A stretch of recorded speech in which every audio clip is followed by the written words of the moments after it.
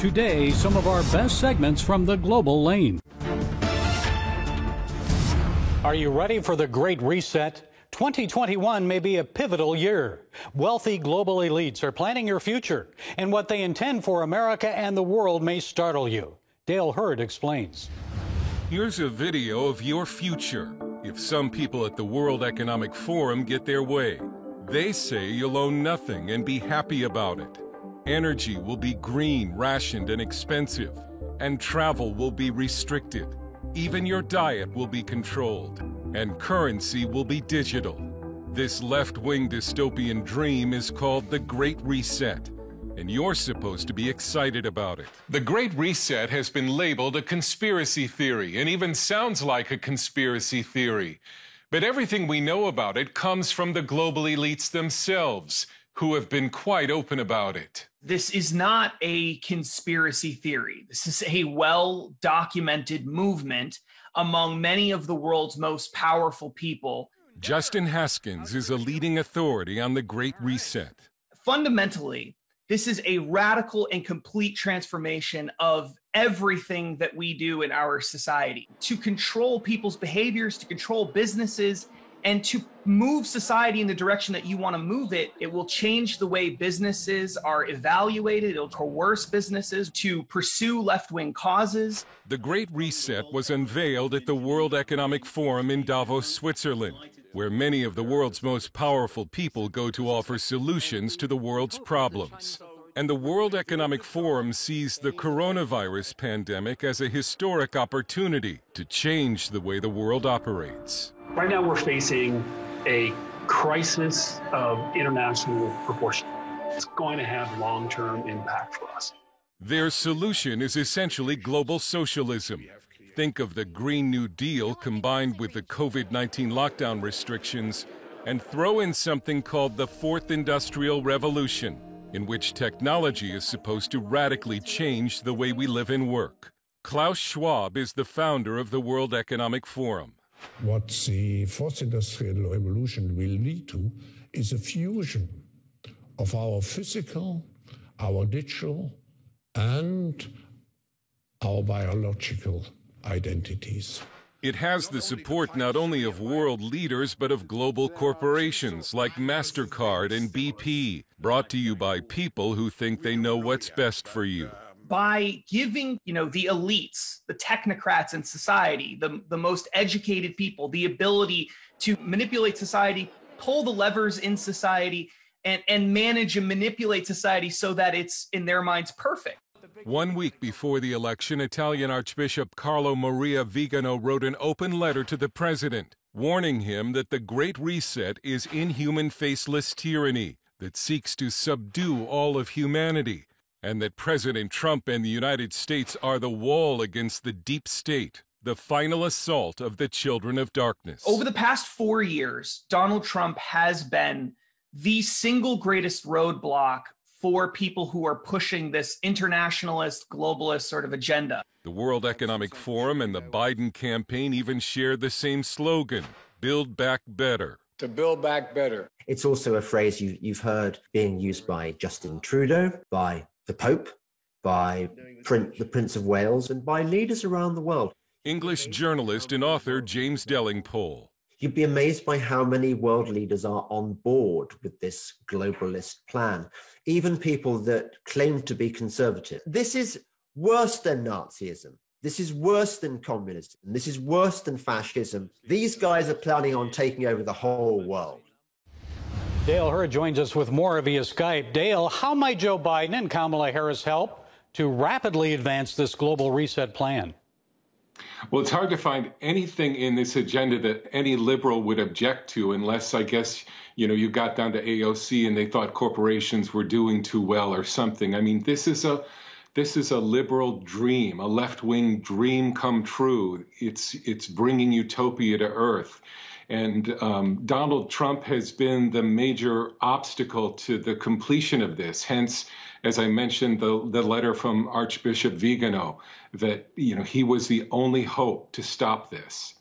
Now, what are we talking about here in practice? Are we talking about Chinese-style politics with restrictions greater than those imposed on Americans during the COVID pandemic? You know, it's in a sense a bargain. They want to take away your rights and give you more, and sort of, level the economy so that no one lacks, but then you give up your rights. For instance, they're big on us not owning anything. It's an Uber model applied to everything. And so you can have more, and maybe you don't have to pay for certain things, but they can be yanked away from you because you don't own them. It's the abolition of private property. It's the control of energy.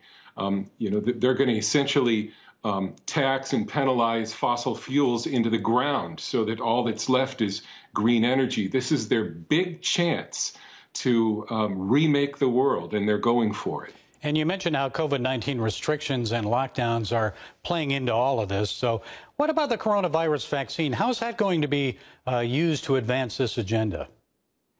Well, they would certainly be for a mandate for vaccination in every country. Look, and it's astonishing, the arrogance that this is all on the internet. This is all on their websites. It's not on conspiracy sites. I mean, they would love for everyone to be chipped, to get, vaccinations for this and that.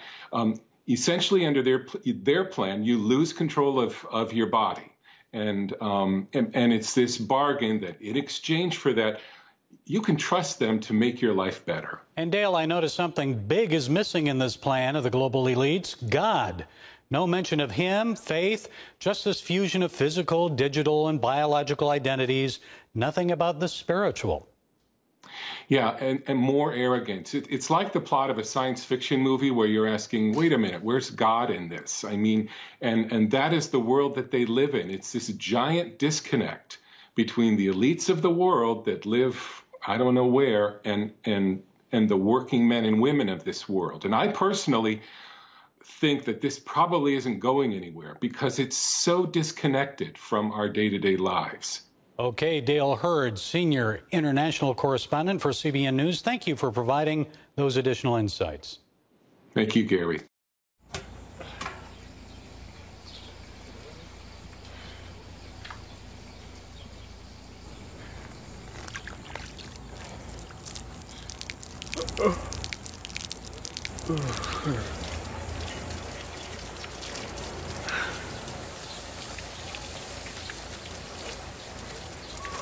Life is better with a good night's sleep.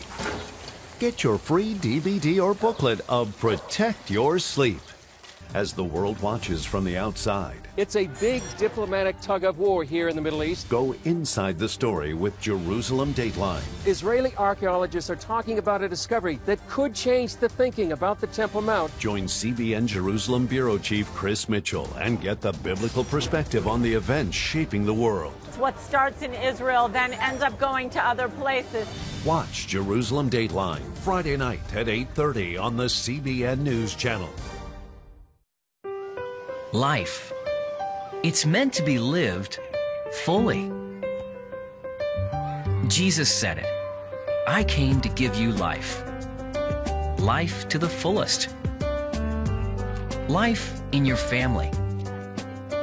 Life in your finances. Life in your body, mind, and spirit. Life in your everyday.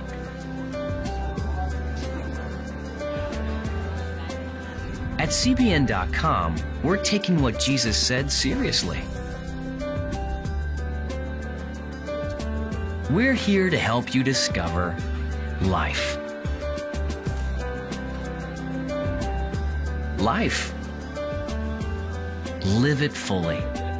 CBN.com.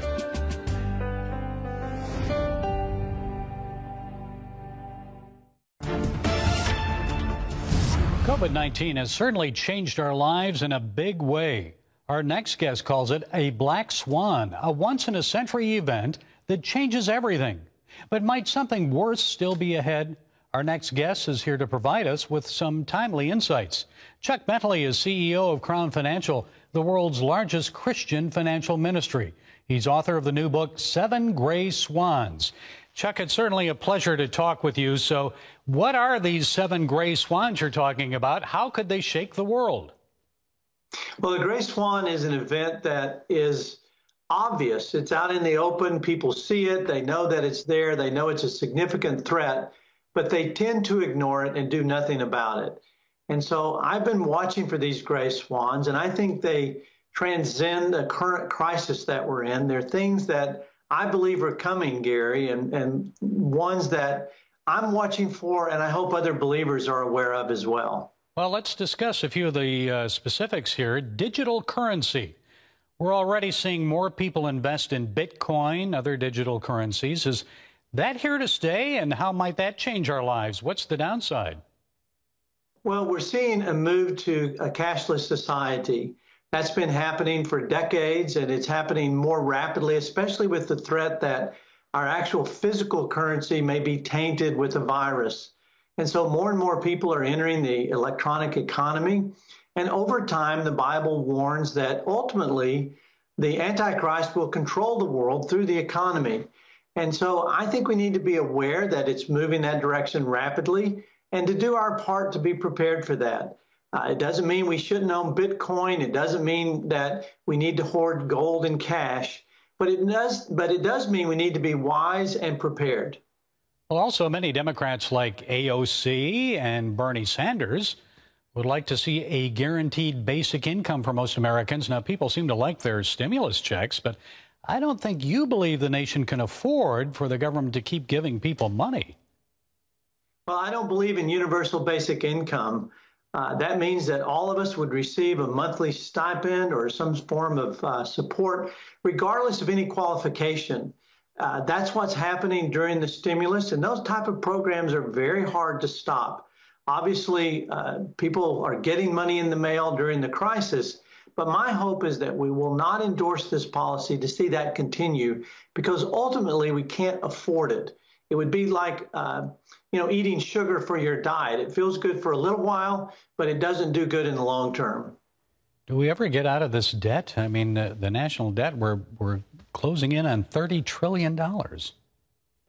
No, I don't think we do. And I think that we're entering a period called modern monetary theory, where we're putting into practice the idea that our debt doesn't matter. Now, that's completely unorthodox with all of economic history. But there are people who are in positions today causing this debt to rise who believe that it really doesn't matter, that we can go on printing money indefinitely. You're correct. We're into trillions and trillions of dollars worth of debt right now. And I personally don't think we'll pay it back. I think we're going to see other painful options that are forced upon us if we continue to do or to practice modern monetary theory. Well, what is that? I mean, inflation or? Well, what's forced upon us is a restructuring of our debt. That's when our debtors tell us what we have to do, some sort of austerity program, some sort of massive tax increase, a hyperinflation that would make it easier for the government to repay their debt. Those are all bad options. Those are options that we don't want to get to. But if we keep practicing modern monetary theory, which I think both sides of the aisle are into right now, that's what it's going to lead to.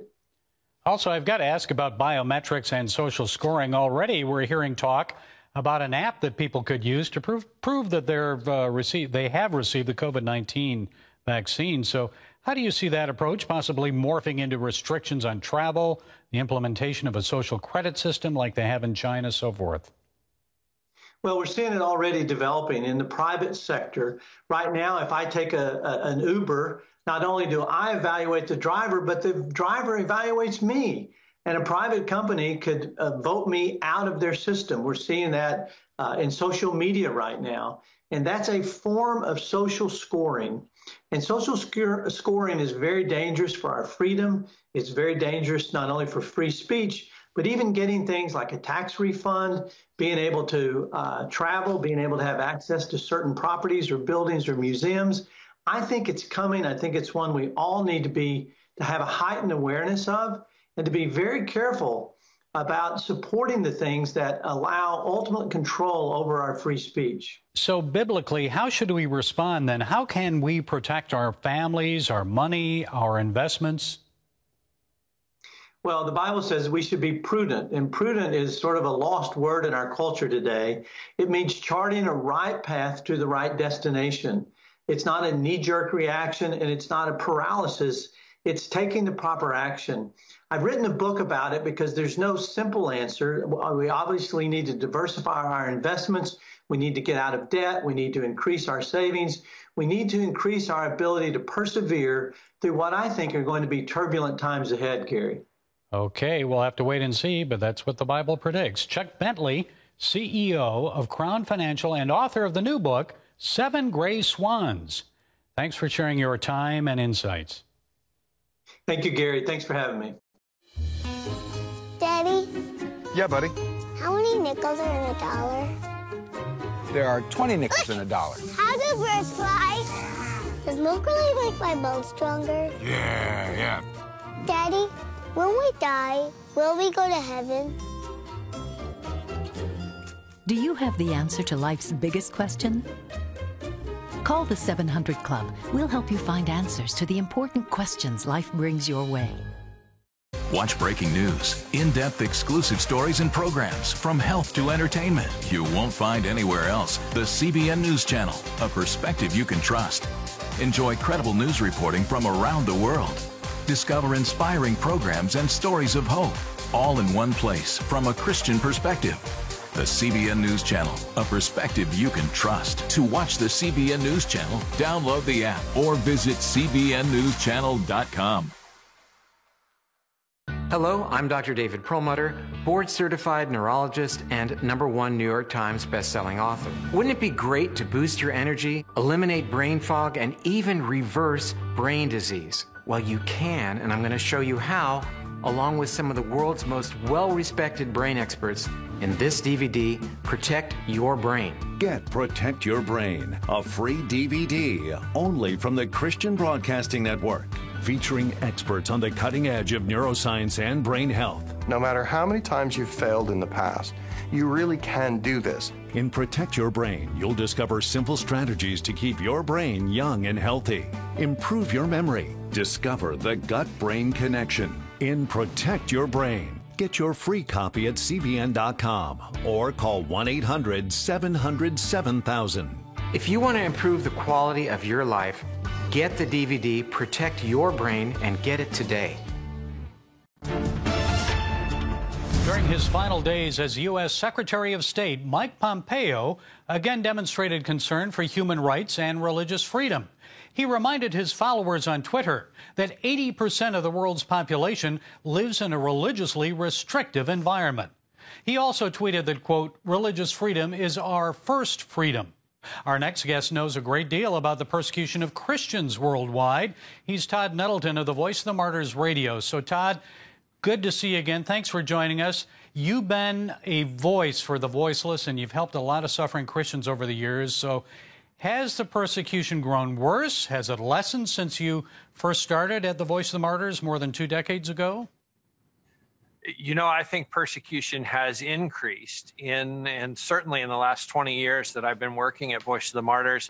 And that's kind of the bad side of the coin. The good side of the coin is part of the reason the persecution has increased is because the church in places like China and North Korea and Africa is growing. So there are more new Christians to potentially be targets of persecution. Okay, let's look at some specific countries then. This year, Secretary of State Mike Pompeo added Nigeria to the list of countries of particular concern. So why do you think Pompeo did that? What's happening in Nigeria? Well, I think what we have seen in Nigeria over the last several years is the growth of Boko Haram, the number of attacks, the severity of the attacks, and I think really the unwillingness or the inability of the Nigerian government to put a stop to it, to protect Christian Nigerian citizens, particularly in the northern part of the country. I think, you know, the State Department has been watching that for a number of years. They've commented about Boko Haram, and now they're saying, listen, this is a country, as a country, Christians and religious minorities are not safe there. That's why they've designated a country of particular concern. And I know, Todd, it's not just Boko Haram, it's the Islamic State in Africa and other radical groups there, Islamic groups. You mentioned that you're concerned about that in your new prayer guide. Tell us about that concern in Africa. Well, you know, the first request of persecuted Christians is that we pray for them. And so each year, the Voice of the Martyrs issues a global prayer guide. It's available for free for Christians in America who want to pray for persecuted Christians. This year, there are 2 new countries in our global prayer guide. They are Burkina Faso and Cameroon, both in Africa. In the case of Cameroon, right next door to Nigeria, a lot of the persecution we see is Boko Haram coming across the border into Cameroon and persecuting Christians there. But it's really part of a pattern of radical Islam growing on the continent of Africa and affecting our Christian brothers and sisters, affecting their safety, affecting how they live, affecting how they minister. That's why there are 2 new countries in the Global Prayer Guide, and both of them are on the continent of Africa. And North Korea always seems to top most lists as worst persecutor. Has the plight of Christians there improved at all since President Trump reached out to Kim Jong-un, or are we seeing more of the same? You know, there really hasn't been a significant change in how Christians in North Korea are treated. And the thing that people have to understand is that the Kim regime is built as a religion. The members of the Kim family are considered to be deities. Children are taught before they have a meal to say, "Thank you, Father Kim Il-sung, for our food." So they cannot allow Christianity to spread. They cannot allow it to grow freely in North Korea because Christianity undermines the government. It undermines the regime. If Jesus is Lord, then Kim Jong-un is not Lord. And so that's why the government simply cannot let Christianity spread. That's why we see the intense persecution of Christians in North Korea. And of course, in neighboring China, many Christians there say they're suffering the worst persecution against them since Chairman Mao's Cultural Revolution. So what's the latest in China?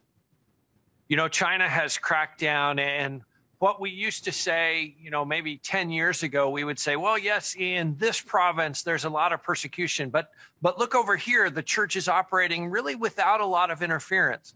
What we say in 2021 is that everywhere in China, there is intense persecution of Christians. There is intense efforts to control the church, to bring the church under Communist Party control. It's everywhere in China, and it is affecting every Christian in the country. Share your thoughts about persecution coming to the USA. Well, we just had a conversation on Voice of the Martyrs radio with our president, Cole Richards, and one of the things he talked about is the fact that if you're going to live a boldly biblical Christian life in the United States, you are going to pay a price. And maybe it will be sort of subtle. Maybe it will be friends that move away from you. Maybe it will be more direct. Maybe it will affect your employment. Maybe it will affect your opportunities for promotions or advancement in your job. But, you know, that is exactly what Christ promised. Christ said, the world hates me. If you follow me, the world will hate you too. We haven't, as American Christians, really experienced that very much. That may be changing, and we may be seeing the day where it really does cost someone to follow Jesus Christ boldly, even right here in the United States. And quickly, Todd, as this administration departs, many religious freedom advocates are offering praise for the efforts of Mike Pompeo, Sam Brownback, Vice President Mike Pence, and others who made religious freedom a priority. So your thoughts on the efforts now? What do you think the future holds with Joe Biden in the White House? Well, it's hard to know, how the new administration will handle this, but I do hope that religious freedom will be a priority for them, both here in the United States as well as around the world, promoting religious freedom, promoting the idea that even as a member of a minority religious group, like Christians in some Muslim nations, you deserve protection. You deserve the freedom to worship as you see fit. Obviously, it's something that our founding fathers found very important as they set up our country. I hope the Biden administration will continue to make it an important part of our foreign policy going forward. Well, we'll have to wait and see on that. Todd Nettleton, the Voice of the Martyrs and host of VOM Radio. Thanks for being with us, Todd. Too often, we carry baggage from our past. You know what it's like. It affects everything and everyone in our lives. It's always there, weighing us down and keeping us from achieving true happiness. But do you know God never meant for us to be trapped in the past? You can be free of your baggage. Learn how God's forgiveness leads to changed lives and new beginnings. Call the 700 Club. I'm Ephraim Graham, and this is Studio 5. Cruise with me as I discover the good things happening in the world of music, sports, television, and movies. The fact that Ryan Coogler was going to be directing the film, I knew that something special was going to happen. We'll chat with artists at the forefront of entertainment and explore the connection between popular culture and faith. I asked my pastor, I said, well, does that mean I'm supposed to be a preacher? He says, well, no, you already have a pulpit. Wednesday night at 8:30 on the CBN News Channel. Tikkun Olam. This is our nature as a country. To make the world a better place. Literally, we felt the earth shaking. The Christian Broadcasting Network presents To Life, how Israeli volunteers are changing the world. This film needs to be seen by everyone. I was in tears. Now you can own the inspiring documentary To Life on DVD. There is blood on our hands if we know and we walk away. I'm so grateful that this film was made. To Life can be yours for a gift of $10 or more. Call 1-800-700-7000 or log on to cbn.com. We know that every minute counts to save life.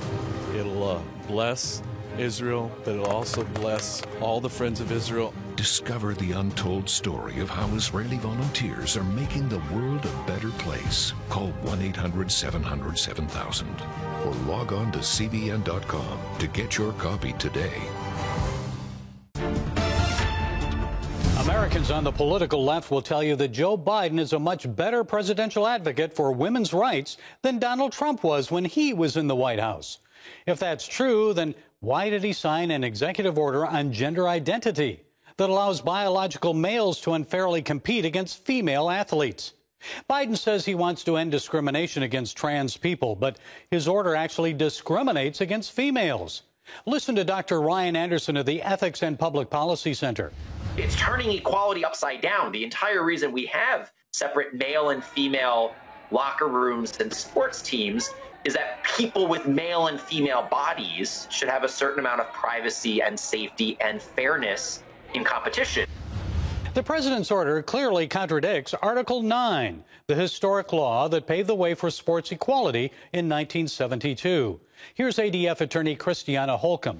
We've watched as young female athletes have lost out on medals, on podium spots, on championship opportunities. Title IX is clear that young women deserve to compete on a level playing field. The whole reason we have women's sports as a separate category is because of those physical differences between the sexes. No matter how you feel about yourself, God made us in his image. Male and female, he made us. And no president, no one can change that reality, despite how they feel, what they may say, and no matter how many executive orders they may sign. Well, that's it today from the Global Lane. Be sure to follow us on Facebook, iTunes, SoundCloud, YouTube, MeWe, Twitter, and now again on Parler. And until next time, be blessed.